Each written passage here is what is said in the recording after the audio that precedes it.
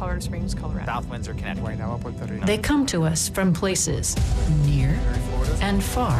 I'm a mechanical engineer. And emergency medicine. They bring to us a wealth of talents and experience. Engineer and a Coast Guard officer. This is our next generation of trailblazers.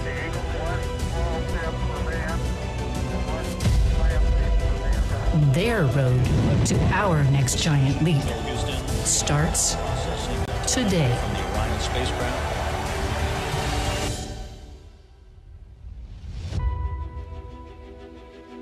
From NASA's Johnson Space Center in Houston, Norm Knight and Shannon Walker.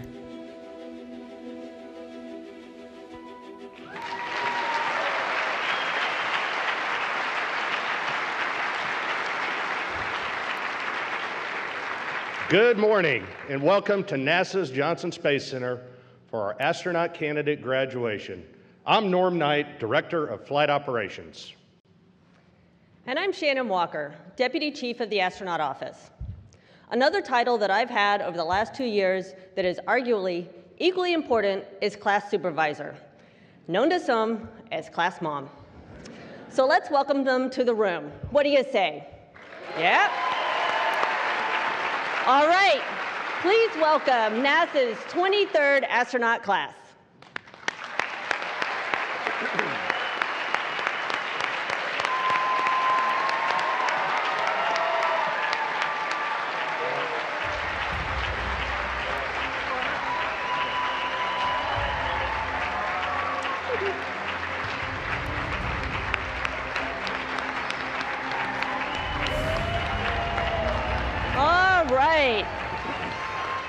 Great round of applause. Fantastic. How about another one while they take their seats?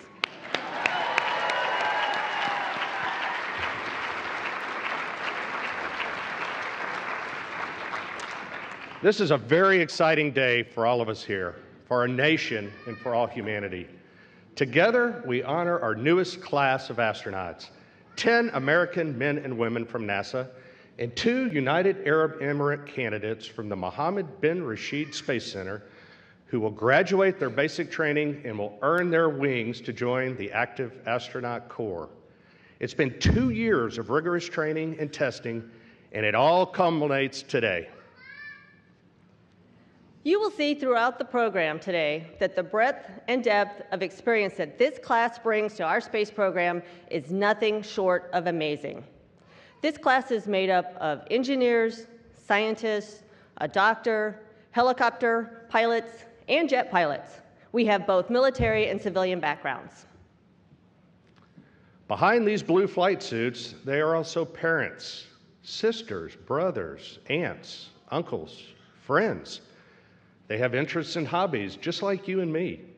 Among many things, this class has athletes, explorers, volunteers, and some even claim to be good cooks.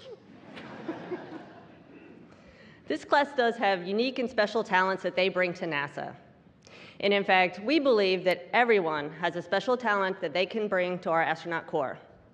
And that is why we are so excited to announce that we are taking applications again, and we would love to add your talents to our team. If you think you have what it takes, applications for our next class of astronauts is now live and open. And for those watching at home, you can scan the QR code and apply. Now that we've done a bit of housekeeping, it's time to celebrate our newest class of astronauts. And to help us kick it off, please give a warm Houston welcome to Johnson Space Center Director Vanessa Weish.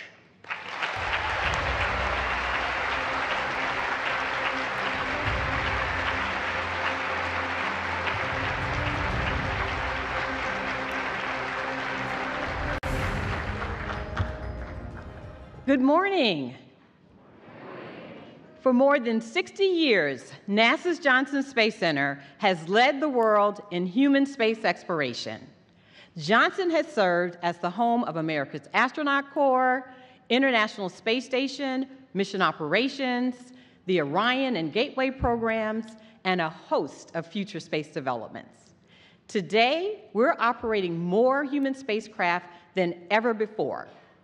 Last year, we celebrated 25 years of successful operations and 23 years of continuous human presence aboard the International Space Station to test technologies, conduct scientific research, and develop skills needed to explore deep space. We recently launched our 8th rotational mission with SpaceX's Crew Dragon, and just this morning, they docked and ingress to the International Space Station. Yes.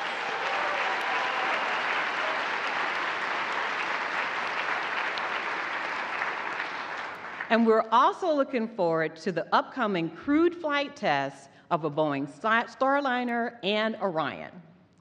Our astronaut corps puts the human in human spaceflight, and I'm so excited and proud of these 10 NASA astronauts and 2 UAE astronauts, affectionately known as FLIES, as they have completed their training and will now be eligible for flight assignments to the space station, the moon under the Artemis program, and Mars. But first, we're honored to be joined by some special guests. Please join me in welcoming NASA leadership, Associate Administrator Jim Free,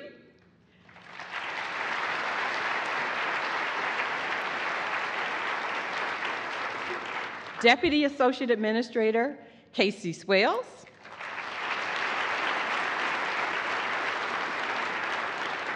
and many of our NASA leaders from headquarters and centers from all across our agency.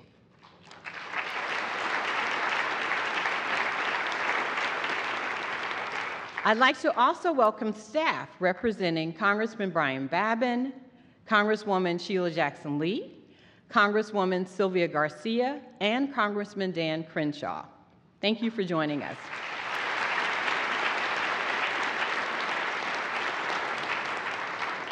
And in person, we have Harris County Precinct 2 Commissioner Adrian Garcia and Councilman Fred Flickinger. Thank you for your support.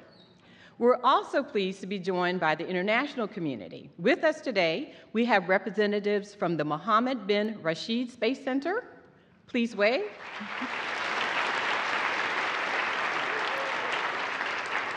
And Japan Aerospace Exploration Agency.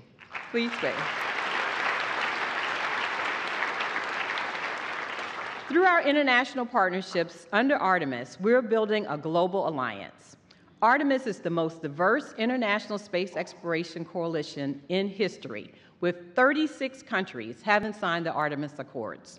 And we look forward to further collaboration together as we explore deep space for the benefit of all.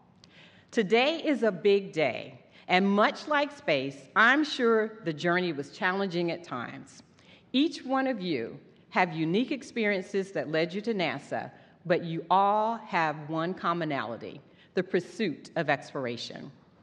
2 years ago, these astronaut candidates submitted their outstanding resumes, were selected from a pool of 12,000 applicants, relocated their families, and began calling Houston home. To the families, friends, and mentors who have supported today's graduates, we thank you. And to the students with us today, from LaPorte ISD, Clear Creek ISD, and our high school aerospace scholars, and those watching, know that these astronauts were once just like you, full of curiosity and dreams.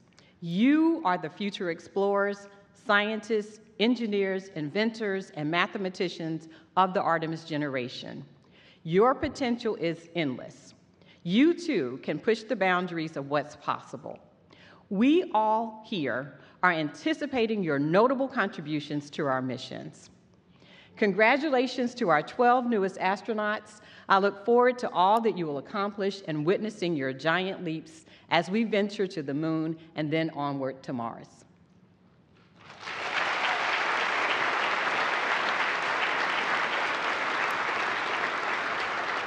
Thank you, Vanessa, and thank you for all the work you do in leading the teams here at the Johnson Space Center.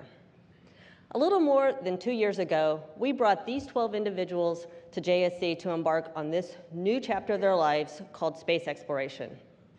I have no doubt that they can all vividly recall the day that they applied, the interviews that followed, and the day they received that life-changing phone call from a Houston, Texas area code to tell them that they were selected by NASA to become an astronaut.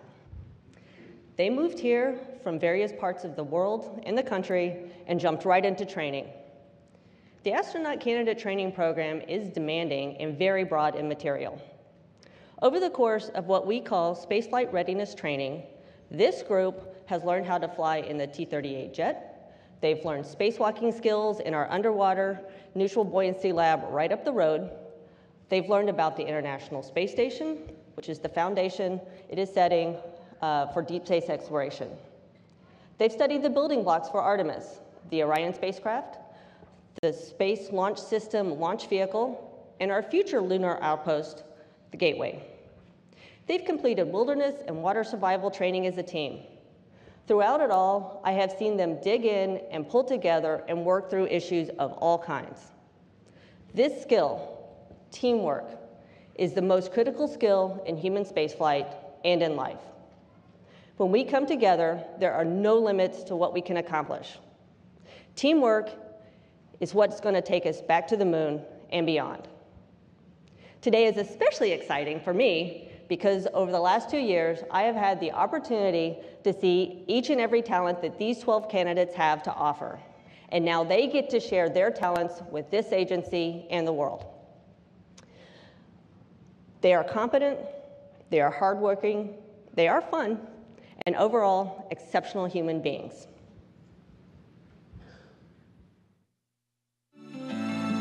Once you're accepted as an astronaut candidate, that's when the astronaut training begins. Astronaut training is, I would say, challenging but fun. It's been a growing experience. Is intense, it's dynamic, and it's very rewarding. One day you might be in class studying space station systems. The next day you might be flying in a T-38 jet doing a training flight. And then the day after that you might be underwater in a spacesuit doing a practice EVA. I think my favorite part was actually the spacewalk part. You know, you're in the pool, and it is also the most challenging. I love the feeling of being pressurized in the suit and submerging underwater and moving in a space-like environment in the neutral buoyancy lab, this giant pool we have where we have a mock-up of the International Space Station, and we practice spacewalks and maintenance. You're just riding this high the whole time that you're in a spacesuit and you're in the pool. It's really just a great day. The most fun part of astronaut training for me was learning how to fly a jet. Flying the T-38, it's fun because it's an adventure. It's really weather-based, so you're working through problems, you're trying to plan for fuel, you're trying to plan for logistics.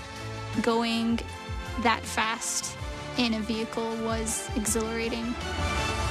The fun part of training was being in the wilderness. It's so amazing. It's a new experience for me. Coming from diverse backgrounds and being immersed right into like a survival training event right out of the gate, in the cold and the wet, just challenges that we had to support each other through, and that happens throughout the flows. Interesting weather, it could be very cold, rainy, interesting terrain you have to overcome. Some of the geology trips were actually quite hot, but ultimately getting to camp together, spend that time together, tell each other stories, and get to know each other better, it has just been very rewarding.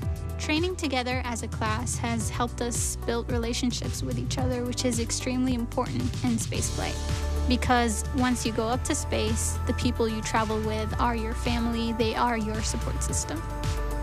Not only have I spent these 2 years learning from classes taught by amazing instructors across NASA, but I've also had the opportunity to learn from astronauts that have flown to space before, flight directors and engineers that have flown many people to space, so it's a community of knowledge. We have a robust training program here, and I've got confidence in that system, and I've got confidence in the team that's going to prepare us to go. So I think the day that I get to strap into a rocket, I'm going to be excited, I'm going to be ready, and I can't wait for that moment.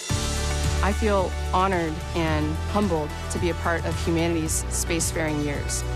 I think exploration is one of humanity's most noble pursuits, the creativity, the discovery, the innovation.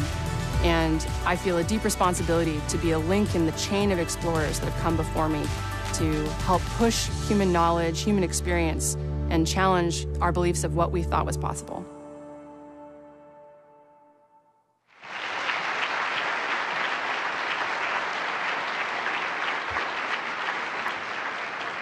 We have two astronauts here with us today who sat on this very stage in those seats 4 years ago and received their astronaut pins just like you will today. Since then, they have both traveled to the International Space Station on different spacecraft. They have broken barriers and set new records. Please welcome NASA astronauts Frank Rubio and Jessica Watkins.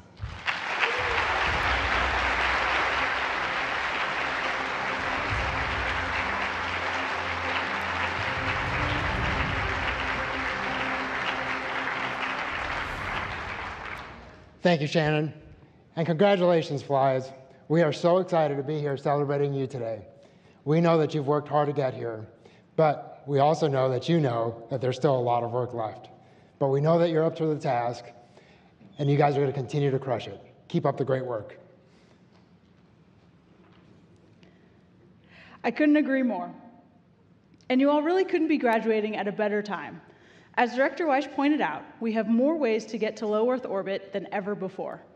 In addition to Soyuz, we've already had SpaceX Crew Dragon safely carry 9 crews and 34 NASA and international partner astronauts to the International Space Station in the past 4 years.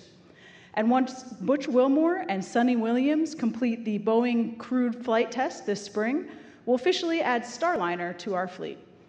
We cheer our colleagues on, and we cheer our commercial partners on. Our success goes hand in hand with their success. Flies, you are already part of the astronaut family, and now we look forward to flying and exploring space together with you. You bring such a diverse and amazing set of skills, experiences, and personalities. You make us a better Corps. Together, we will continue to proudly represent NASA and our partner agencies as we go further and more permanently into our solar system. Before we go, we have a very special guest who couldn't be here today, astronaut Laurel O'Hara. The reason she couldn't be here today is because she happens to be living and working 260 miles above our planet aboard the International Space Station, and she wanted to send a special message. Greetings, Flies, from the International Space Station, and congratulations to all of you on your graduation. I'm sorry I couldn't be there to celebrate with you today, but as you know, we've been pretty busy up here conducting science, spacewalks, and station upgrades, making sure the station is ready for you when it's your time to fly. I know the training to get to where you are today was not easy, so don't forget to take a moment to be proud of yourselves and how far you've come, both as individuals and as a class. I can tell you one thing is for sure, the International Space Station is well worth the wait. And who knows, some of you may even go farther, to the moon and even to Mars. You are inspiring a new generation of space explorers, and I can't wait to see the things you accomplish on and off planet Earth. You were selected by NASA because of your natural curiosity and passion for exploration. Never let that fade. Even though your ASCAN training has ended, stay sharp on your studies and continue to push yourself and your teammates to new heights. And remember, your veteran astronaut colleagues are always here to help. I'm so proud of you, and I can't wait to tell you in person and give you all big hugs when I return to Earth. Again, congratulations.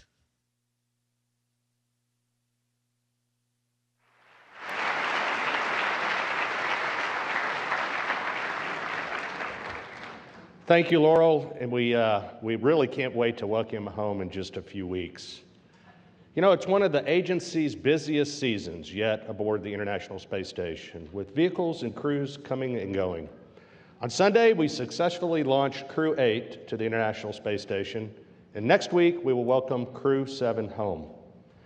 Just about 2 weeks from now, NASA astronaut Tracy Dyson will launch on a Soyuz spacecraft to the station, and then about a week later, NASA astronaut Laurel O'Hara will return home from her 6-month stay. And the busy season doesn't stop there. In a couple of months, NASA astronauts Butch Wilmore and Sunny Williams will be the first humans to launch aboard the Boeing Starliner spacecraft. a critical test flight that will further enable crew rotation to our orbiting laboratory. All that to say, it's a busy and exciting time in human spaceflight, and we can't wait to have this class in the mix of it all. For more than 23 years, the International Space Station has served as a hub for scientific research and technology demonstration. What we've learned there and what we continue to learn is what's helping us to travel deeper into space, paving the road for future long-duration trips to the Moon, Mars, and beyond. I'm sure you've heard, but we have another pretty big mission coming up, and we have the commander here to tell you more about it. Please help me welcome the Artemis II commander, Reed Weissman.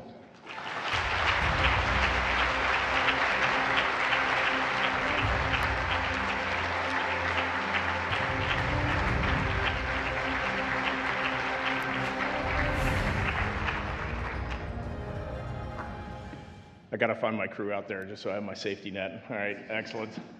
Wow, what a great day. So much energy, so much adrenaline. What is the Artemis generation? In my opinion, it's you.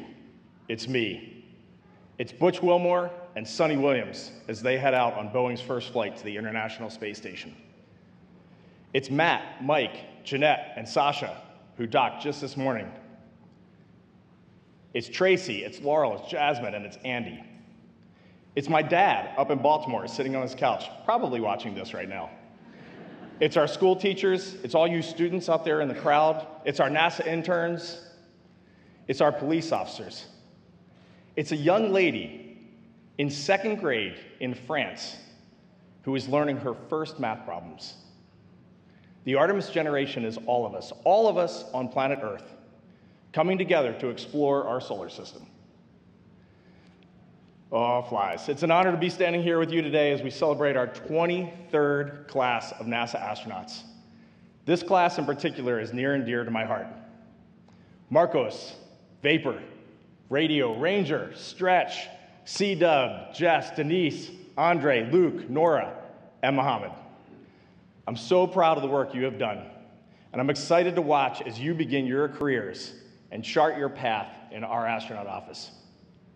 In about a year and a half, I'll launch with 3 of the finest astronauts I know, Victor Glover, Christina Cook, and Jeremy Hansen.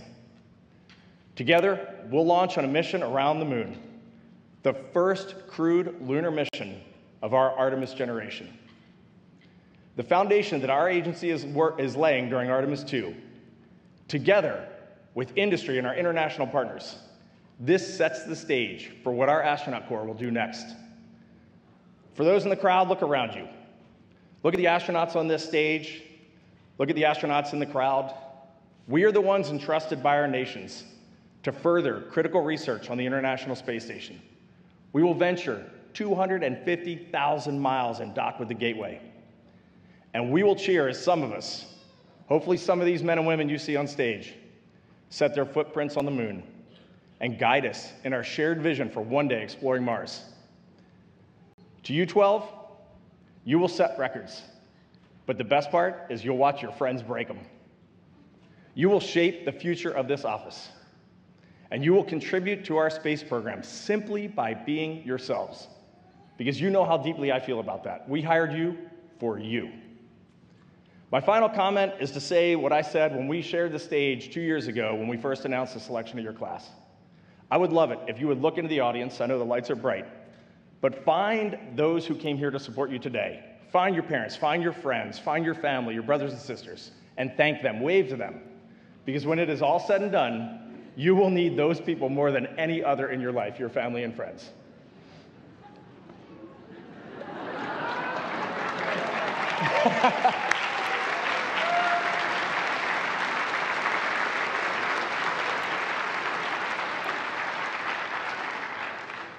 All right, it's time for me to hand the microphone over to Dr. Harrison Schmidt. For those of you who know Dr. Schmidt, or as we affectionately call him, Jack, you know, I'm looking at him right now, you know a man of intelligence, you know a man of kindness, and most of all, a man of absolute humble service to human spaceflight. The Artemis generation, every one of us here today, everyone watching this, on TV, we stand on the shoulder of giants, and there are none larger than Apollo 17 astronaut, geologist, Dr. Harrison Schmitt.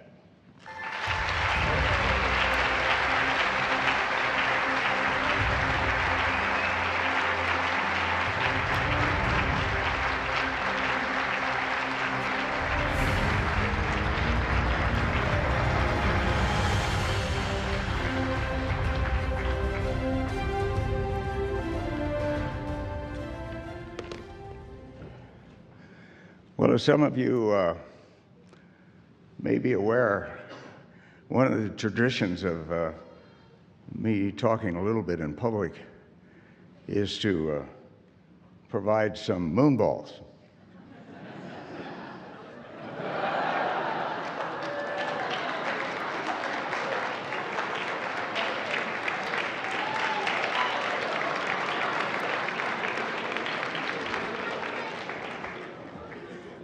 Now, with that out of the way,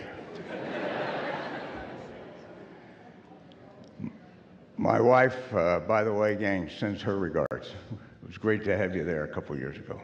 Really a lot of fun. We entertained them at a winery, but they don't talk about that very much. Congratulations, gang. Unbelievable. Almost 60 years since Group 4, which I was part of, stood on this stage, or I guess we sat on this stage, and had we known what Group 23 was going to be like, we probably never would have volunteered. It would have been a waste of time. Today, one of the major milestones has been reached by this group of people, outstanding people. It's on the way to a flight assignment, and as I understand from this morning, a few assignments have already been made. There are many more opportunities today than there were in the 60s and 70s for activities in space. Back then, only piloting was the real category. In 1965,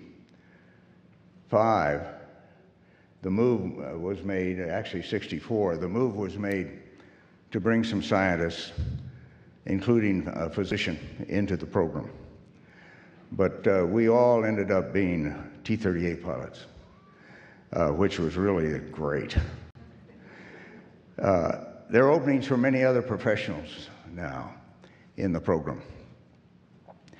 And I still believe, however, that assimilating the discipline of flying jet aircraft is an essential foundation to human spaceflight and will be for years and possibly decades to come.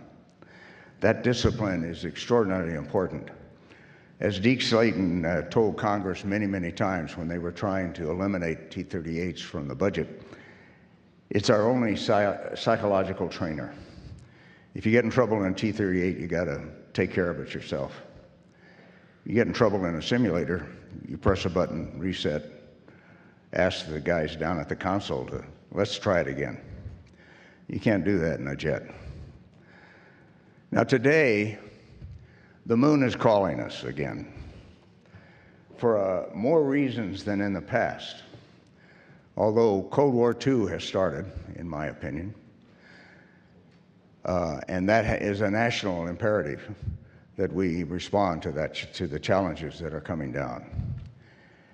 Space science, lunar science in particular, is certainly a very important part of the future. And more so than in the past, biomedical science has become important. For example, if this group finds that they adapt fully to 1/6 gravity, then that solves a number of the issues, operational issues of going to Mars over a long period of time, where 3/8 gravity means that you're going to adapt. That's important information to have. We don't have it right now. If you ask me, I think they will adapt to lunar gravity. I felt like I was adapting, but still it's something we need to verify. And of course, for those of us involved in thinking about lunar resources, we need an international, a recognized international, if not just free world regime for dealing with lunar resources in order to avoid future conflicts. There are commercial interests as well, in addition to the national interests. Resources are driving those commercial interests primarily. Settlement is on the horizon. Can you imagine sometime in the future a group of settlers on the moon saying we're tired of taxation without representation? Jefferson's little revolution may occur. The moon, of course, is a stepping stone, the second stepping stone, Earth being the first, to Mars and beyond. Human evolution in the universe has begun. I tried to make this point as we left the moon in 1972, but I think it's still extraordinarily valid. Human beings are moving into space. As part of the Artemis generation, all of you will participate in what I would call the sixth major miracle in human history. There have been many small steps between each of these steps, each of these miracles. 14 billion years ago, approximately, fundamental particles and energy were created that led to what we see around us today. And from a fundamental physics point of view, if not a personal point of view, from a fundamental physics point of view, there appear to have been no mistakes in the creation of those particles and energy.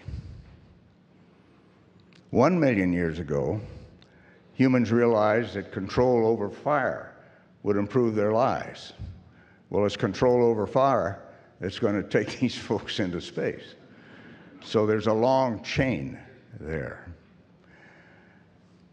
3,000 to maybe 4,000 years ago, the basic rules for a stable democratic society based on free will were codified. 2,200 years ago, these rules began to spread through the inspiration of a single remarkable human being. 200 years ago, the Constitution of the United States provided a blueprint for what a stable democratic society could be as imagined 4,000 years earlier. And sixth, 55 years ago, humans began the journey away from the Earth into the universe. Now, will the seventh major miracle be the birth of the first Martian? Watch it, guys. So I guess you see where you are in this broad sequence of miracles.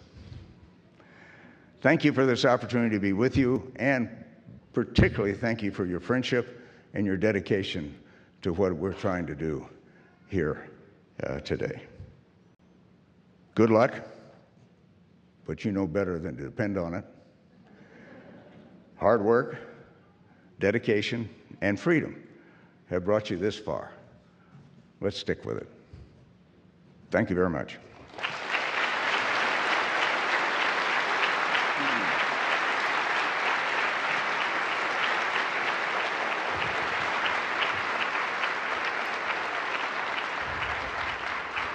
Thank you. Thank you for those words, Jack. The work that you and your fellow astronauts did for NASA and our country forever changed the world and paved the way for these astronaut graduates. Next up, we have someone who is no stranger to big challenges. He was at the helm of NASA's Exploration Systems Development Mission Directorate for Artemis 1, a successful uncrewed test flight and critical milestone that proved that we are, once again, ready to return to the moon and look beyond. He is responsible for developing NASA's Moon to Mars architecture and planning for NASA's deep space exploration approach. He now serves as Senior Advisor to Administrator Bill Nelson and Deputy Administrator Pam Melroy. Please give a warm welcome to NASA's Associate Administrator, Jim Free.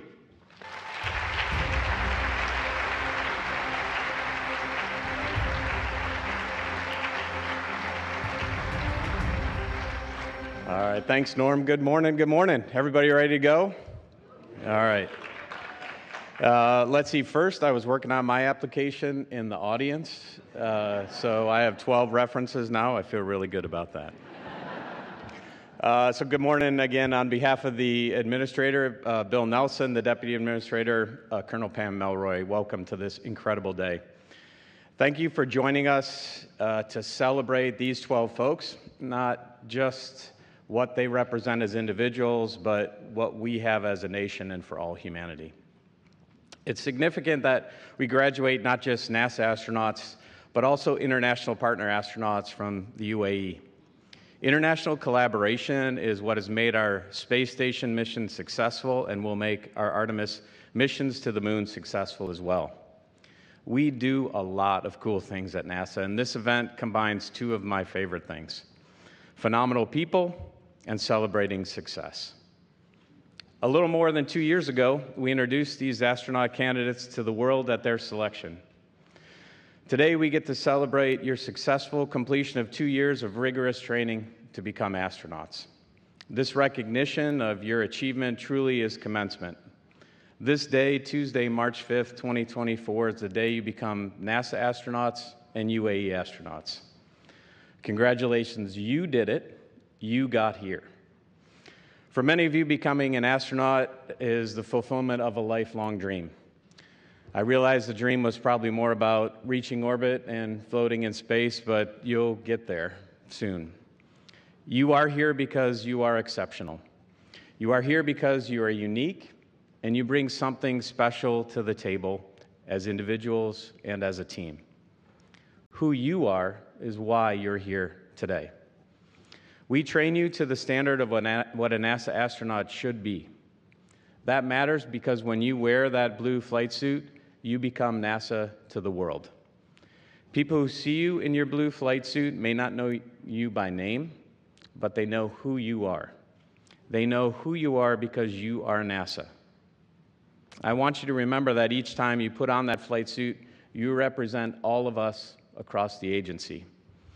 We are grateful for you. We are lifting you up every day. That's what you should take with you in every interaction you have as an astronaut. As the associate administrator, I want you to know that our commitment, my commitment to you and your loved ones here today and online, is to ensure you fly safely. As you know well by now, NASA has core values, and safety is utmost of those. Along with those is integrity, teamwork, excellence, and inclusion. We ask you to sit on the pointy end of a rocket and risk your life to advance our nation's goal to explore the unknown. I know that you do it willingly, more than willingly, frankly, eagerly. I was just at the Crew 8 Flight Readiness Review last week, and your colleague and Crew 8 Flight Commander Matt Dominic reminded us that everything we do in spaceflight is held together by trust. You are trusting us with your whole life, with who you are, and we don't take your commitment lightly. Your safety is our #1 priority. I know Frank didn't expect to spend more than a year in space. We kept him in space because we determined that it was safer than bringing him home in a compromised spacecraft. Reed, Victor, Christina, and Jeremy, we delayed their mission to the moon until September of 2025, and we did that for their safety. At NASA, we do hazardous things every day, not just on launch days. I exhort you to prioritize your role in your own safety and the safety of your coworkers and teammates. As an astronaut, you are now ready for a mission. Your missions will change our understanding of Earth and space. Your career as a space explorer begins right here on Earth. The work you do each day on the ground prepares you for space and helps ensure your fellow astronauts are safe also. We count on you to apply yourself and learn as diligently going forward from today as you have done to reach this day over the past 2 years. As a result, you go to space. Your mission may be aboard the International Space Station, or you may walk on the moon as part of the Artemis campaign. You're entering the astronaut corps at such an incredibly exciting time. We have multiple missions and multiple spacecraft in which you may fly, and you heard about some of those earlier. You may wear a spacesuit and fly to our lunar outpost, Gateway, for which the UAE is providing an airlock. I do have one request. Please take us with you. Well, if you want to, sign up, but take us with you in your heart. Bring us along on your journey. Share your story, the story of who you are, the special people that each of you are. And share that story of what you're doing, and share the story of why it matters. You represent humanity's shared goal to explore. You embody the ideas we hold of who we can be when we are at our best. Let me congratulate you. So let's get started. Let me welcome to the stage our Chief Astronaut, Joe Acaba, to pin our new astronauts.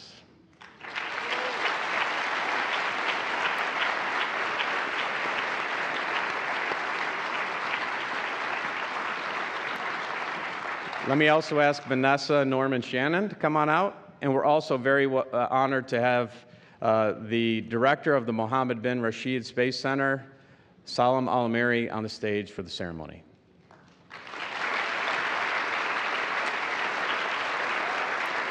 All right, it's time to officially welcome our 2023 astronaut class. All right, now for the moment we've all been waiting for. I think it's time to add a few more to our astronaut corps. What do you say? Yeah.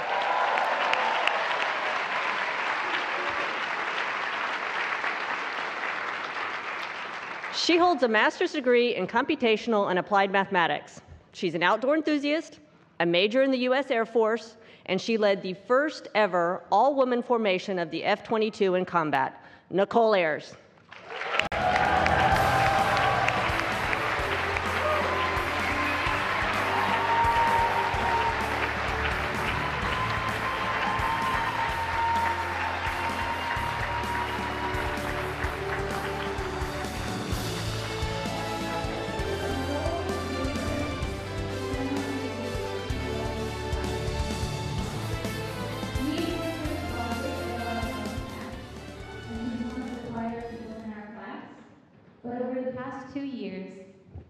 She has shown off her courage, which is grounded in her quiet strength. Please welcome astronaut Nicole Ayers.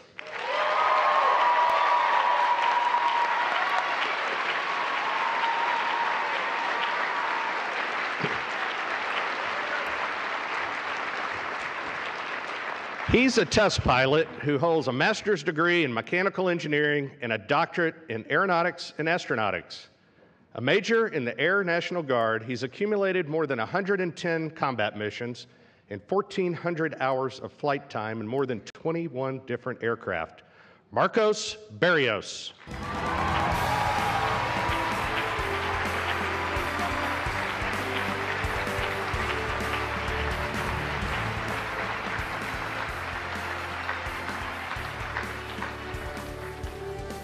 Marcos and I were workout buddies our first year here during our group workouts, and it was always awesome because he really pushed us to work harder, be better, and really get up every morning, those early mornings. Marcos is one of the most dedicated and motivated people I know. He's an excellent teammate. Please welcome astronaut Marcos Barrios.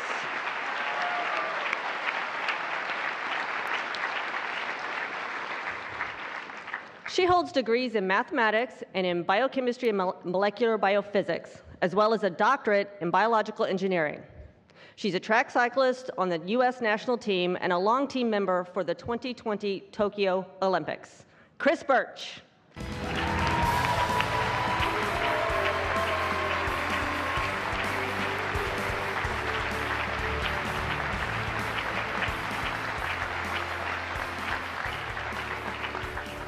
When I first met Chris Birch, I warned her that we were going to be great friends. Every day since then, I've been in awe of the curiosity she displays to learn just a little bit more about everything. I've been impressed by her constant desire to find every obstacle, every challenge, and overcome that. And I've been super impressed by her ability to form incredible connections amongst our group. I'm grateful for your leadership as our class leader ever since the day. I'm grateful every day that you make me a better person.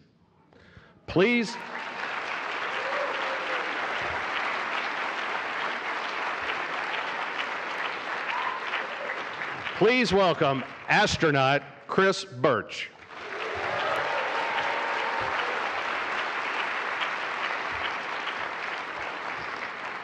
A former intern at NASA's Ames Research Center, she holds a bachelor's degree in chemical engineering and a master's degree in mechanical engineering.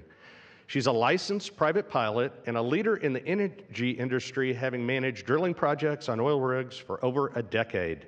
Denise Burnham.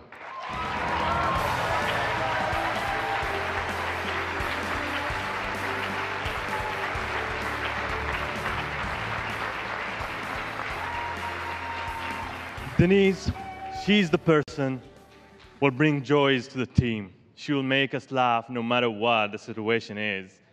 And I will never forget our laughter, daily laughter in our survival training. She's a wonderful person, great leader, and a best friend.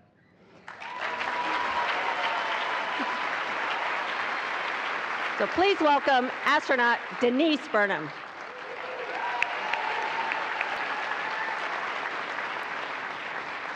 He is a retired U.S. Marine who holds a master's degree in aerospace engineering. He's a nature enthusiast, a pilot who has logged more than 3,900 flight hours on 48 models of jet, propeller, and rotary wing aircraft. Luke Delaney.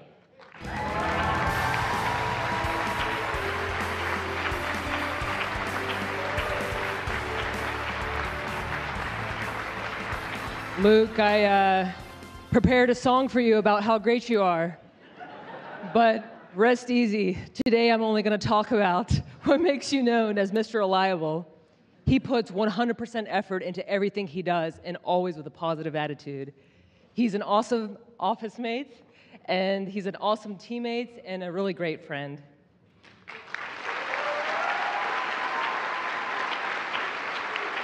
Please welcome astronaut Luke Delaney.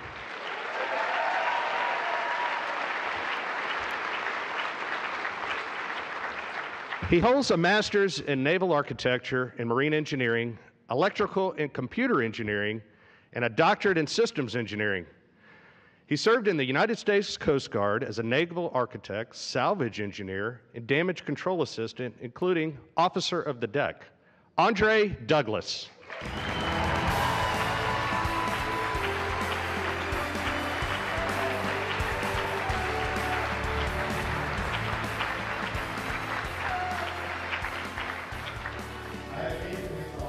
Brilliant from the first time we worked together during astronaut selection. And he is my go-to guy for complicated technical matters like orbital mechanics. But what really impresses me about Andre is the things you don't immediately see. He spends his weekends with his family doing volunteer work, and he supports the community, and he supports us as a teammate. He's the first guy that'll turn to us when you really need him. He's kind of the glue that helps this swarm of flies stick together.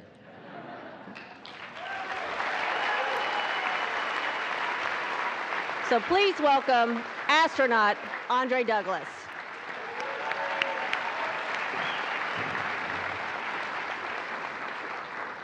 He's a naval aviator who holds bachelor's degrees in physics and history. He has masters in flight dynamics and in national security and strategic studies. He has more than 2,500 flight hours in 30 types of aircraft, more than 500 carrier-assisted landings, and flew 39 combat missions. Jack Hathaway.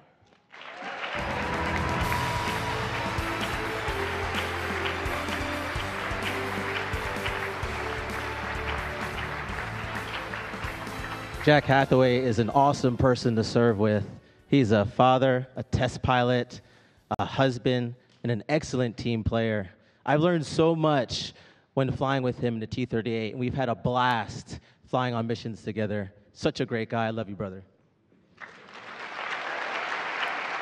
Please welcome astronaut Jack Hathaway.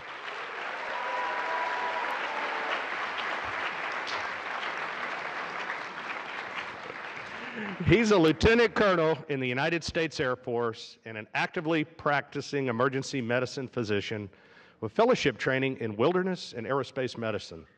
He holds a master's degree in mechanical engineering and a doctor of medicine. He's logged more than 1,000 hours as a pilot. Anil Menon.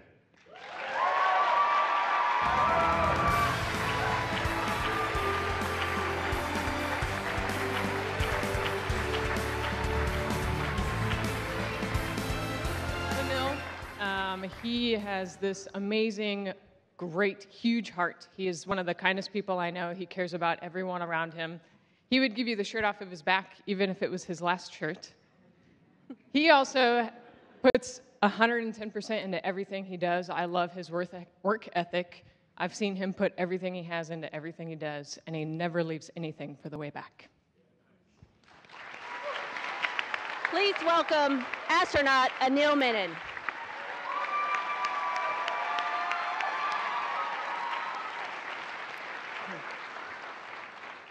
He has a PhD in astrophysics from MIT and is a board-certified medical physicist.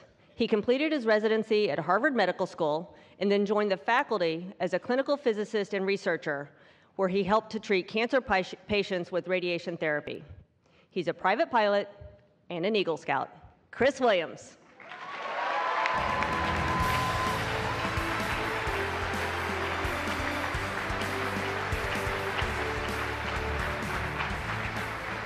Chris is an absolute legend when it comes to understanding all of the complex engineering systems we have to deal with in all of our training.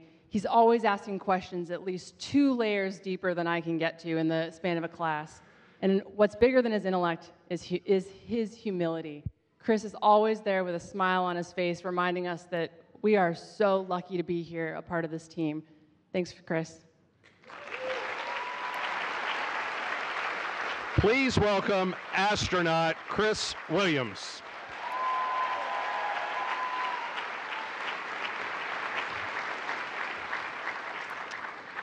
After beginning her career in the United States Navy as an enlisted sailor, she is now a lieutenant commander with a distinguished career serving on an active duty as a naval aviator and test pilot. She holds a bachelor's and master's degree in aerospace engineering. Jessica Whitner.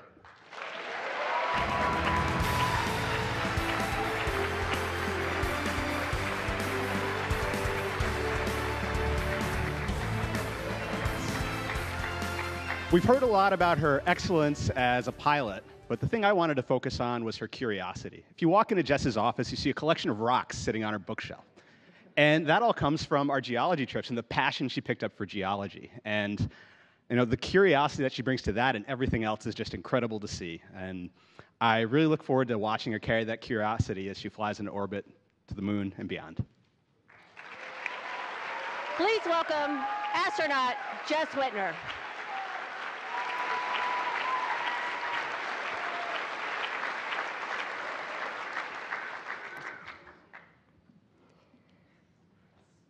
She is the first Emirati and Arab woman astronaut and holds a bachelor's degree in mechanical engineering. She is a member of the American Society of Mechanical Engineers and worked as an engineer at the Abu Dhabi National Oil Company. Nora Al-Matrushi.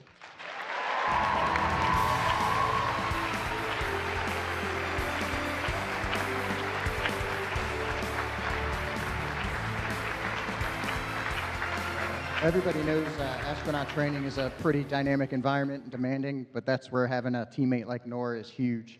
Whether you're riding out a hailstorm on top of a mountain in Wyoming or flying a T-38 jet, you can always count on Nora.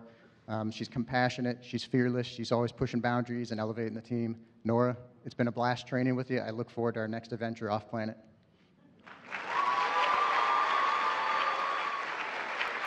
Please welcome astronaut Nora Al-Matrushi.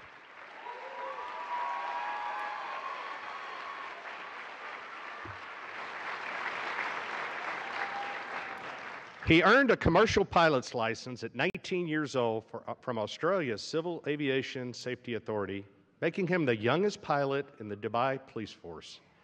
He holds a bachelor's degree in law and economics and served as the head of the training department of the Air Wing Center for the Dubai Police. Mohammed Al-Mula.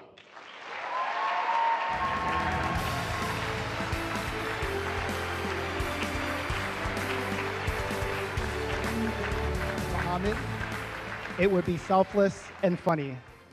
He is generous with his time. He's the first person to put everyone else before himself, and he does so with such an amazing sense of humor, which is a constant joy throughout our entire training process. Mohammed, we've laughed together, we've cried together, we've done difficult things together.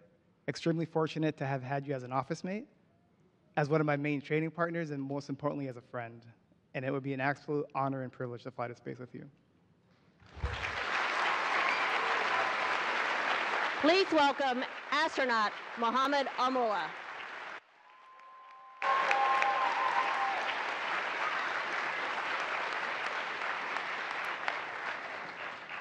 Oh my goodness. Hey, let's give another round of applause to our 23rd astronaut class.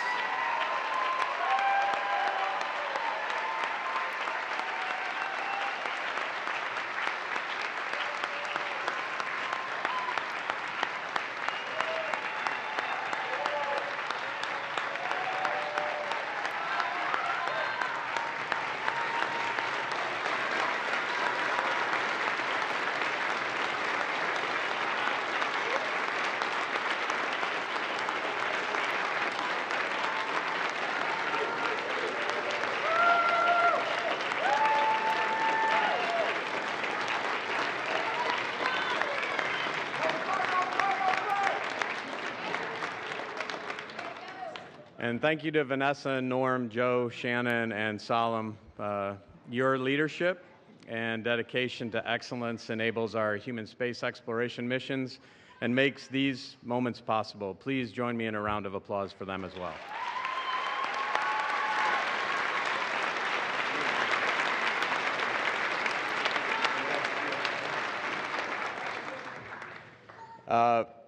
Let me just take a moment. We're going to get to hear from someone in the class here in a moment. And I just want to take a moment to thank the families for sharing your family members with us here at NASA. NASA is very much a family, but we also know that the sacrifices that all of you have made over their careers, during their training, and some of the times, well, they'll be away from you in the future. So thank you for that. One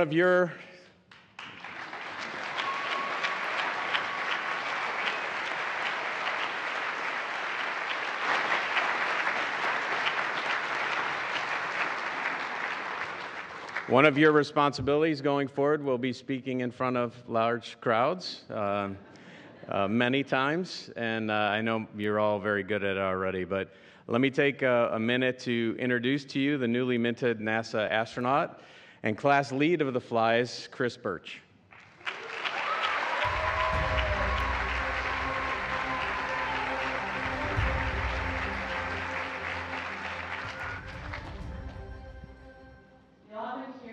The astronaut office, the phrase said that spaceflight is the ultimate team sport. And that couldn't be further, that couldn't be, that's very true. That team is not just, the 12 of us here on the stage. It really is the entire NASA community. And so we would like to extend an additional thanks to all of the people that made today possible. The entire NASA external relations team, the NASA communications team, Courtney, Chelsea, thank you for helping us get ready for this event today and letting us celebrate with our families. Thank you to our leadership. Thank you for your vision. Thank you for your dedication to flying our crews safely. And thank you for your encouraging and inspirational words today. We have been working hard for 2 years, receiving training, but it really has been this team, some of whom are in the back, some of whom are watching online, of trainers that have been dedicating 2 years teaching us. And so not only do they have to be experts at what they do, they have to get us to understand a little bit of what their expertise is in, be it our CTOs, our space system trainers, our AOD instructor pilots, our Russian language instructors. Thank you all for putting up with us when we forget how to conjugate a Russian verb for the 10th time, or when we ask this incessant list of what-if questions about how our spacesuit functions. Thank you very much.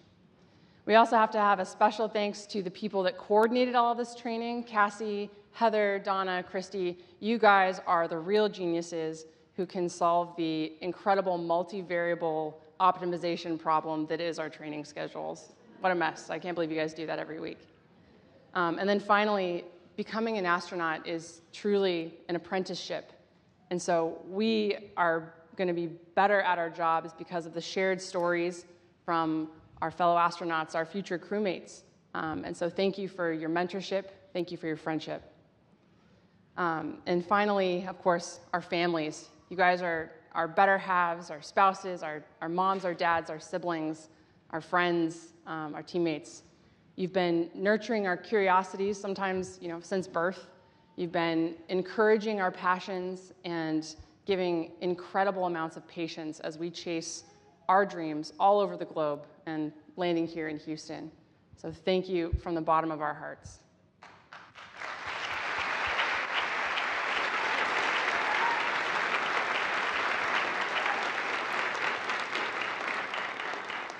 I know all of the flies feel a great sense of responsibility and excitement for what comes next. We feel ready.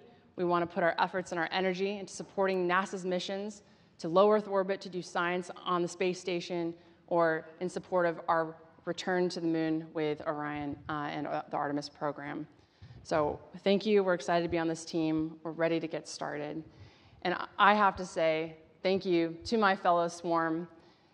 You guys are incredible. I know that I am a better astronaut and a better human for all of the experiences that we have shared together. We come from such different backgrounds. We have very different perspectives on a lot of things. And it is because of that we have created this community of incredible technical and personal growth. I would not be standing here without you.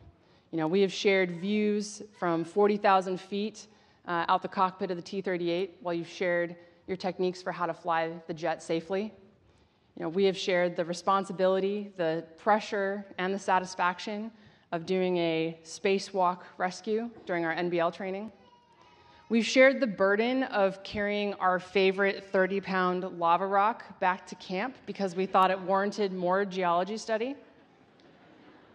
And after a week in the Alabama backcountry during our survival training, when all the other MRE food ran out, we shared together one final bag of peanut M&Ms.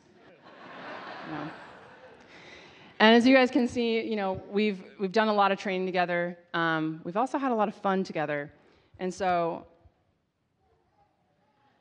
I welcome you all to take part and see a little bit more about the spirit of what it means to be part of the swarm. I think we have a video for that. Thank you. Lights, camera. We come from all these different backgrounds, but we're really similar. We've got pilots from every service. We've got scientists, we've got engineers, we've got a medical doctor. We've got really smart, capable, and some of the most fun humans that I've ever been around. We really, really value team care. We like to have a good laugh here and there because in the adventure of space exploration, as the humans in the loop, to be able to be calm and have that good team care, help each other out, make each other laugh, that's going to go a long way. Who do I think is the funniest? Denise, for sure, is extremely funny. I think the funniest fly is probably Denise. Ooh, definitely Denise is the funniest in our class. These are super smart people, and it's hard not to agree. I think the funniest fly is Marcus. He's my office mate. The best dancer in the class is a really tough competition. Oh, the best dancer is me. You want to see it? I think I'd have to go with Andre for this one. Hands down, Andre. I think we can all throw down when we're ready, so I'd give us all a little bit of credit and pat on our backs, so. I'm gonna say Marcus. He dances a lot in the office, though. Who has the best laugh? I would say that's a toss-up between Andre, who brings the energy, as well as Anil, who has that, I would say, wise and experienced laugh. Definitely Marcus. He always laughs in the office. So who wants to go to the moon? Me! Who wants to go to the moon? It's me. Hi, I'm the problem, it's me. And I'm joining. Who's the goat? The goat fly. I think the greatest fly of all time is Marcos. He's his office mate. Marcos. Marcos. Marcus. Marcos. Marcos. Marcus. Marcos. Definitely Marcus. Marcos. It's Marcos.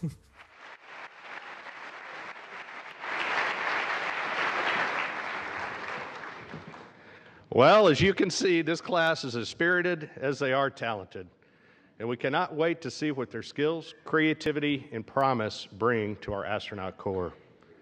I want to thank you all for joining us today and celebrating in this moment, and to thank our esteemed guests and speakers. Thank you for supporting these graduates as they embark on the greatest journey of their lives. As we wrap up, I want to invite all of our graduates to come up to center stage because this next part is for you. Let's give them a big round of applause.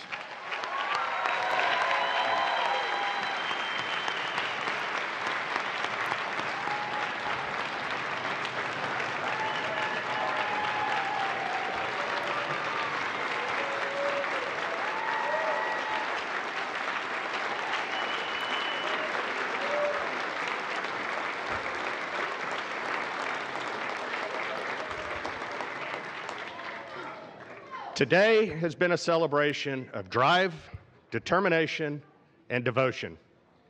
As you begin to take your first steps as new astronauts and turn them into our next giant leaps, you will join a rich and storied history of humans who have dared to reach beyond. You will build on over 60 years of human spaceflight exploration experience. You will seek knowledge and understanding and share it with the world. And when you go, you will go together, and we will all be with you. We are proud of you. Your country is proud of you. The world is watching, and the stars are waiting. Today, you are astronauts.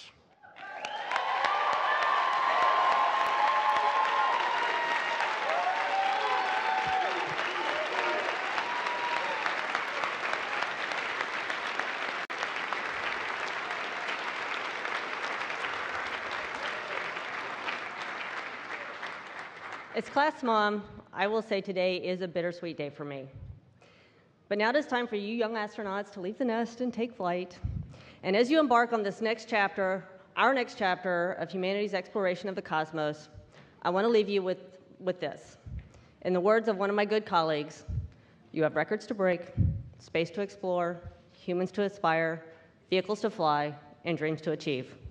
I am so proud of each and every one of you, and I cannot wait to see the dreams that you will continue to accomplish as astronauts. Thank you, and Godspeed.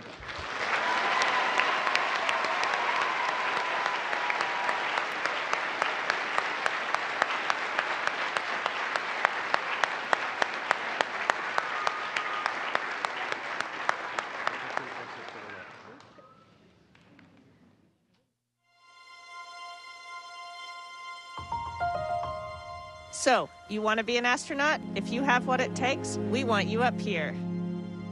NASA's Professional Astronaut Corps works as a team to train and to fly for the benefit of all humankind and to provide crew perspective for all of human space exploration. We serve our country and our planet by testing, developing, investigating, and flying. Our decisions today ensure mission success and crew safety for some of the most audacious missions humans have ever undertaken, to the moon and beyond. If this sounds like you, then join our team. Our selection approach is a holistic one. We learn all we can about an applicant in a variety of ways, including resume reviews, reference checks, and for those highly qualified applicants that advance to the interview rounds, we do individual and team exercises and medical assessments. The process involves a lot of subject matter experts, including current astronauts, and takes about 2 years from start to finish. Our goal is to select a class of astronaut candidates that are strong team members and operators, adaptable to a variety of situations, can be positive voices of NASA, and can successfully complete training and ultimately be assigned a mission. We depend on each other every day. And in space, our lives depend on one another. The success of our missions comes down to the people who are part of them. Astronauts don't just come from one walk of life or one educational or career path. Their multifaceted experiences have given them a strong sense of purpose, made them adaptable, and exposed them to work with people that are different from them, giving them strong teaming skills. Make sure your family and friends are on board with your goal. You will need a strong support network because you will lean on them, but don't worry, we'll be here for you also. Of course, minimum qualifications must be met to ensure an adequate foundation of education and experience. Those details can be found at nasa.gov/astronauts.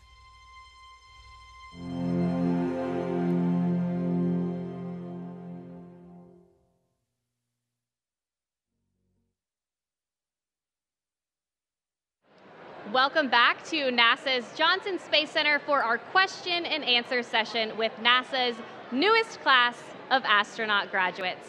We have 100 students here from the area with us today, and some have even come with questions for our astronauts. We will also be taking social media questions using the hashtag AskNASA and questions from media here in the room. We will even have the opportunity to hear from some students from our astronauts' former schools. So let's go ahead and kick it off. Our first question today comes from Elliot at St. Paul Academy. Hi, I'm Elliot in 7th grade at SPA. My question is, what was the most difficult part about astronaut training? What was the most difficult part of astronaut training? This is a great question. My usual go-to is the spacewalk training in the neutral buoyancy lab in the big pool. But I thought about this, and we actually spent 10 days backpacking through the wilderness of Wyoming at the National Outdoor Leadership School. And as a group, we packed in all of our gear. We hiked over, we hiked over 35 miles, and we got above the tree line on multiple nights and camped up there. And we had a great time together, getting to know each other, but also weathering the pop-up thunderstorms and the hail and the cold, and we even did a cold plunge in one of the big ice lakes up there. So it was a great time, but it was also one of the most difficult times. Thank you, Nicole. We'll take our next question in the room here from our media side.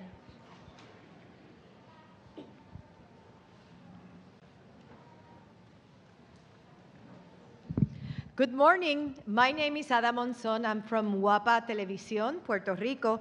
Congratulations, Flies. You are certainly the scientific model of science exploration. The question is, the 12 of you represent NASA's commitment to diversity and inclusion.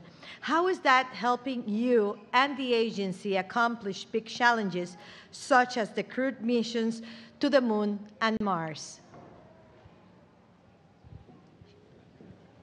I can start this one off. I think just the group we had together as we started training, we had really new and fresh perspectives on problems and how to solve things, and I think that translates to the larger mission when you start going into deep space and you're on your own and you really got to get together, come up with quick solutions to address any issues you might encounter. So the diverse perspectives are huge, and the group, we've done a great job, I think, as a swarm coming to all those, meeting all those challenges.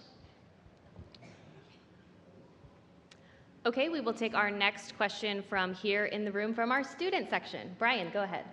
Hi, my name is Brian Ermshar. I'm from Clear Creek High School. It's an honor to be here. Congratulations to you all. My question is, how do you anticipate your perspective of life, Earth, and humanity changing after experiencing looking at the Earth from space for the first time? That's a great question. Thanks for asking. When you go up into space, and obviously we haven't been there yet, but we hear from all of our veteran colleagues about how you just see one Earth, how you see the Earth, how it's all interconnected, all the ecosystems, all the places.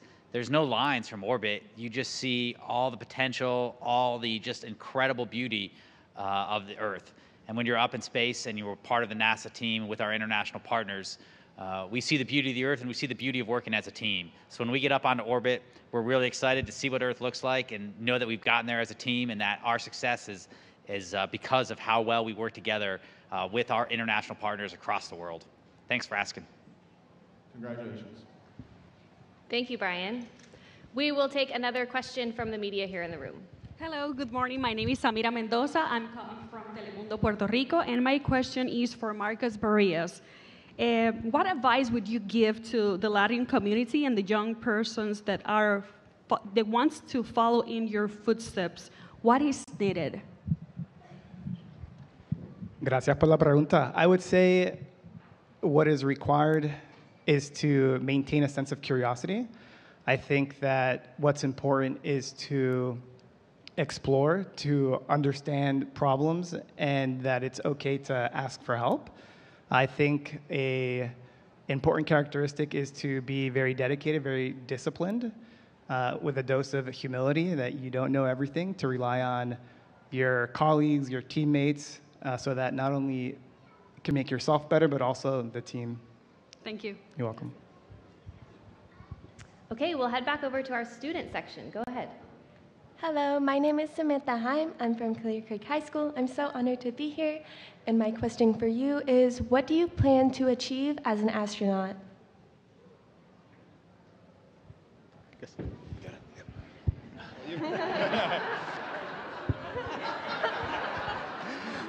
Well, thanks, Nessa, for the question. I really appreciate you being here, too, and helping to support us on this day. What do I hope to achieve as an astronaut? Well, I think Chris Birch put it really nicely that, we're here as part of a huge team. And, we're a very visible member of that team, but we're really representing all of NASA, all of America, all of the world in what we do, because we're trying to explore for the betterment of all. And so, I think that puts a huge responsibility on us. And the thing that, at least for me, is, I really want to make everybody proud and to, sort of do my best to give back and to make what we're doing here count. So, for me, I think it's, living up to the responsibility that you all have put in us. Okay, Thank you so much. We have a fairly similar question from social media, so if someone else could answer this. This is from Miss Blue Beats on Instagram, and they ask, what are your goals now that you all have graduated? So I guess I'll answer this since it's similar. So our goals really are to explore space and bring everybody together. We're here to push the limits of humanity, right? Whether we're doing that on a space flight, whether we're doing that on the ground, whether we're doing that as a management astronaut, everything that we do in the office is to push us forward, to keep us growing and trying new things. And most importantly, we're excited to work with these international partners, these commercial companies. I mean, Intuitive Machines just landed something at the south part of the moon. We're very excited. We have other capabilities. And for us, we want to work with all of these groups, all of these organizations to keep human spaceflight relevant, to keep us going forward. So we're very excited. And that's the goal that we overall have, is just to keep us moving forward. Okay, our next question is for Marcos, sent in from Ian Colon at Westland Academy. Hello, Marcos. My name is Ian, and I'm from 6-1 at Wesleyan Academy. I would like to ask you which part was the hardest in your journey to become an astronaut, and which skills and habits did you need to achieve this? Hola, Marcos. Mi nombre es Ian y soy de 6-1 en Wesleyan Academy. Te quería preguntar, ¿qué parte fue la más difícil en tu proceso de ser astronauta? ¿Y qué talentos y hábitos necesitaste para lograrlo? Y quería aprovechar y felicitarte en tu graduación. Bueno, gracias por la pregunta, Ian, y gracias por las felicitaciones. I'm going to thank you for the question, Ian, and thank you for the congratulations. I'm going to probably add to what Vapor started with earlier. I would say the hardest part, at least journey to becoming an astronaut with regards to training, was the spacewalk training. I think that part was not only physically, but also mentally demanding. Physically, because you're in a pressurized spacesuit, it's stiff, it requires strength and endurance, but also mentally because you have to be focused for 6 hours at a time, maintain high awareness of your surroundings as well as your partner. And what skills are needed? I would say to succeed in the spacewalk training, dedication, discipline, to be prepared. So I think we spent quite a bit of time understanding the procedures, understanding what we needed to do. The other would be teamwork, and with a dose of humility. You're not going to know everything. You're going to have to rely on your teammates. I was very lucky to go through training with Vapor, Luke, and Mohammed, and we spent hours and hours studying together and training, and I know that made us better as individuals, but also more importantly made us better as a team. And the last is not only your peers, but also the instructors, your teachers who have a vested interest in seeing you succeed. And so we were very fortunate to have the likes of Emma, Jenny, and the entire behavioral health performance team support us through that process. All right, thank you. You're welcome. We will take our next question from media here in the room. Go ahead. Hi, I'm Jessica Fernandez from the Weather Channel and the Weather Channel en Español. This question is for anybody that wants to answer it. So with such a diverse group, what do you believe is the importance of teamwork in achieving success in a space exploration mission?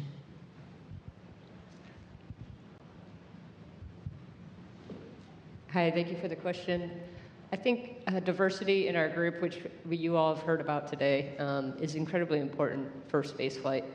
Every one of us brings different background, and with that, different opinions about how to solve different problems. And so when you are open to the different solutions that are out there, you can really come up with the best solution.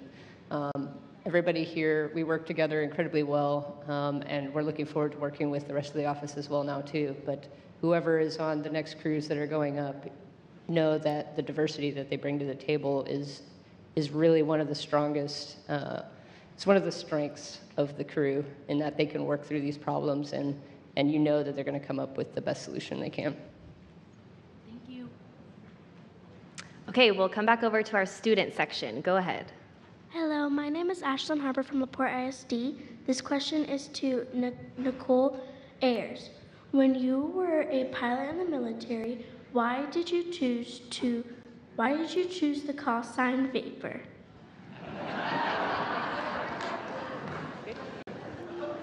Thank you for the question. Actually, you don't get to choose your call sign. Your friends in the squadron choose it for you.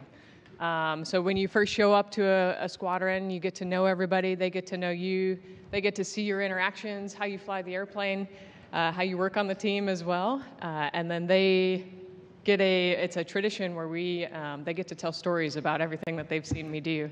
And so Vapor comes from one of those stories. So I love it. It's a really cool call sign, but naturally stories aren't always the coolest. So, but yeah, that's where Vapor comes from. Thank you. Thank you, Ashlyn and Nicole. We will take our next question from here in the room from our media. Go ahead. Hi there, congratulations. Michelle Choi with KHO11 News, the CBS station here in Houston. Honestly, my question is geared to all astronauts here. Congratulations again. But I would like to specifically talk to Nicole and Anil. I understand that both of you had some schooling here in the Houston and Galveston area. My question is, you'll be the first group of astronauts to do moon missions since the Apollo astronauts. If you could explain to the audience and to the public what that means for you guys. Yeah, it was studying here in the Houston area. I did aerospace medicine at UTMB Galveston, which was a wonderful experience, one of the few places that you can really dive into medicine. What I think the Artemis mission means to us is a lot like Commander Wiseman talked about. It's all of us working together to just expand the boundaries and stand on the shoulders of giants and move forward for all of humanity. I think for space medicine, that I have a particular interest in, we're going to see more and more people up there. We're going to see people up there longer than we've ever seen them, and we're going to see new conditions. It's just going to expand the sphere of medicine as we understand it in space and as we understand it on the ground. And I'm excited about that because I love medicine, and so it's not often you get to break into new territory like that. So I'm super excited for anyone who's entering medical school right now, who's interested in medical school, because it's those people who will also get to see the fruits of that and what we are able to discover through science and all that we learn. So thanks for the question. Love studying at Galveston. All right, thank you. We will take our next question from social media, and this question comes from the Heathernaut on Instagram. Who designed the group patch?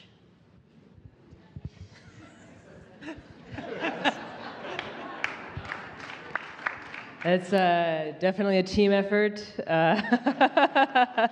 Complicated story, we can't get into it.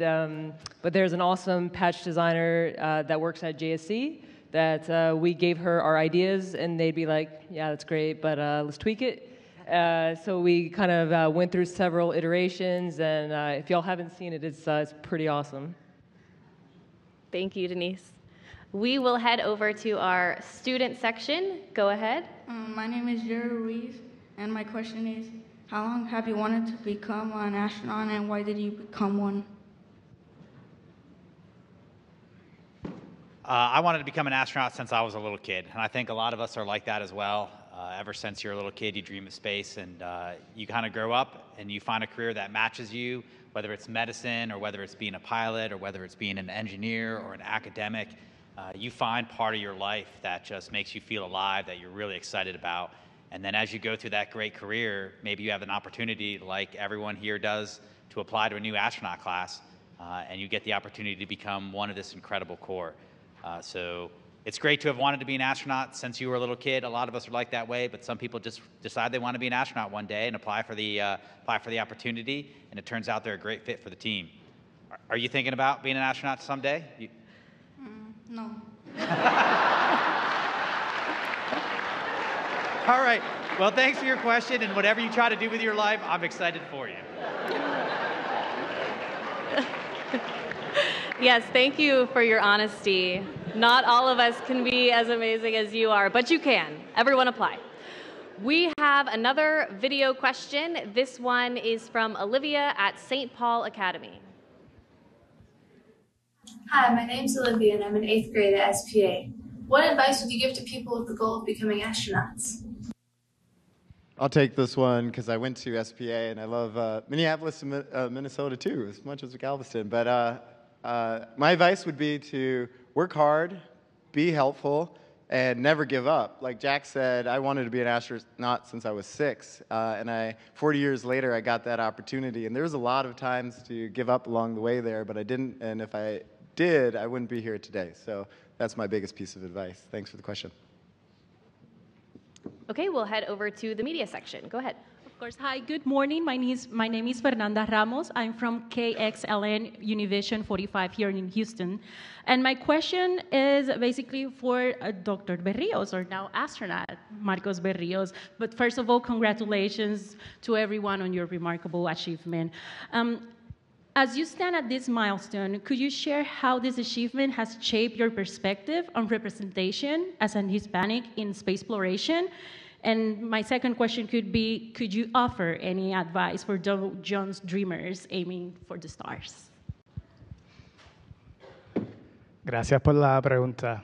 That's a deep question. I think it requires quite a bit of thought. I will say that representation is extremely important. I'm fortunate to have others kind of open doors for me, specifically Joe, Frank, Serena, and everyone who's come before me. I think today, hopefully, marks another opportunity to open doors for others like me in the future, to recognize that the talent in the Latin American community is strong and that there's no reason for anyone to think otherwise. And so my advice to them would be to not give up, to stay curious, stay humble, be disciplined, and throughout all adversity, throughout all obstacles, it'll all be worth it in the end. Thank you so much. You're welcome. Okay, we have another social media question. I think it'd be fun if a few of you would answer this. It is from Twitch, and what is the one snack that you would take to space if you could pick one?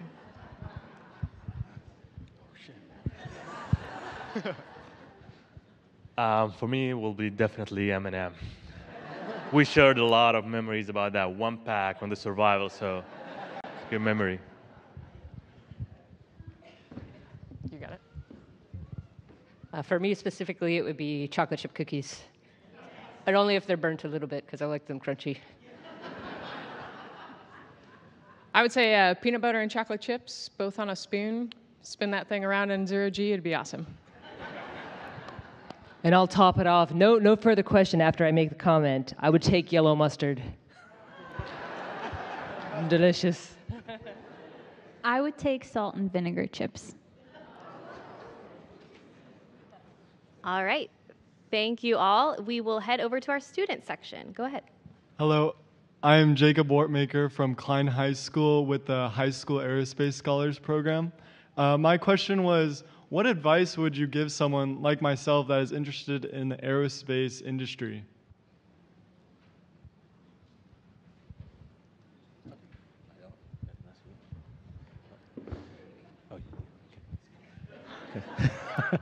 All right, so for advice for yourself, and thanks for the question, this is probably applicable to a lot of folks. So, starting out when you're doing your education in engineering, you're likely interested in math and science. And, I say, kind of like others have said, is focus on that passion of math and science, because as you start to really embrace those things, you'll perform really well at it, and then other people will notice and they'll feed off of you. So whether you're going from your first job, it could be in the aerospace industry, it gets contagious, people see you doing very well, you'll start to do excellent things in your industry, and then you kind of leapfrog to the next thing that you care about. But you want to aim your vector towards space exploration, which is where we are today. You can also do space exploration in many different forms, whether it's an astronaut, whether it's somebody that's building a satellite, or you're doing space law. So you have many different options to explore space, and this is one of the bonuses in the suit that we can serve in space exploration. So my advice for you and everybody else is point in the direction, try to achieve your goals, do everything that you can, work hard like some of our other classmates had said, but you want that vector to go towards that direction and use the skills and the passion that you have to get everybody excited so that you can go there. Could I just add one thing to that? This is a great plug. I was a NASA intern, and I do advise that look into internships, right? Having that opportunity to work and experience what it may be like, and seconding what Andre said, there's space for everyone. You don't have to be an astronaut. Everyone contributes in their own way, and they're all valuable. Thank you. Okay, we have a little time left. If we have any additional media who would like to ask questions, please come up to the microphone. Hey, Courtney. We have a media right here. Go ahead. I'm just going to give Nicole a chance to answer. Earlier, she didn't get a chance to speak. If she had anything to say about my original question, do I need here? This was about being formerly in Houston. Yeah, so I did my graduate degree here at Rice, and I think I would add on to what Anil said in terms of, you've got a wonderful support family here from the time that I spent here, and working and living here, it feels like you're constantly walking where someone else walked previously. So the current and the previous astronauts, and this whole area is just full of so much history. So I can't wait to follow in their footsteps, and just amazed by all the history around here. Appreciate it. Thank you. Okay, we have a question from Sunflower Spirited on YouTube, and they ask, what's the story behind the 30-pound lava rock?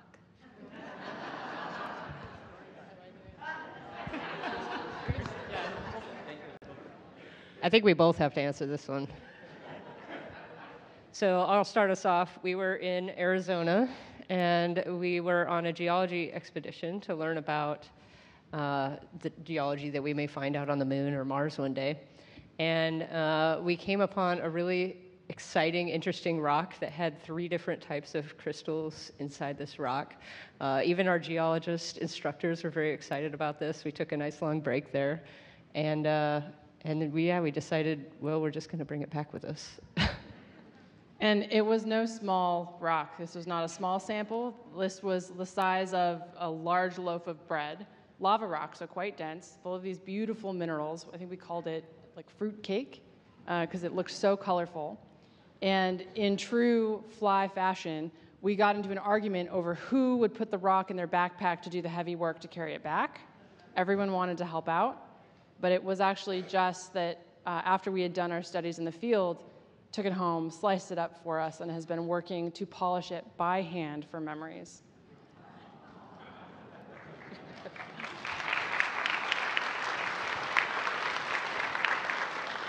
Okay, we have another question here in the room. Go ahead. Hi, Andrea Leinfelder with the Houston Chronicle. I'm sorry if I missed this, but I haven't heard the origin story yet of how you guys became called the Flies.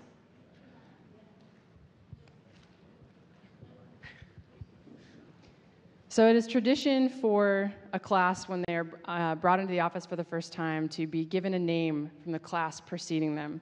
And so the class that was hired before us was the Turtles. And the Turtles got to know us a little bit and bestowed on us this fly name. And traditionally, these names that go back, for every class has had one. They are usually things that are not, do not take well to flight. And so we were really surprised that they gave us a flying creature. And it was quite a compliment. I think they had a lot of faith in us and hope that we fly soon. So it was probably one of the nicer call signs for a class could have. There's too much heavy laughter on the fly soon part from some of our colleagues in the audience. But you know, as Denise pointed out, in picking out our patch and designing it, we did settle on the housefly outline. So we do respond quite well to the swarm. We think it has a little bit more pizzazz.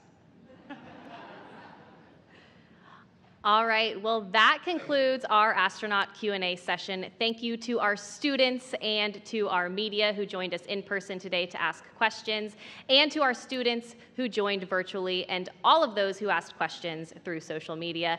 And a huge thank you to our astronauts for your time and your wonderful responses today.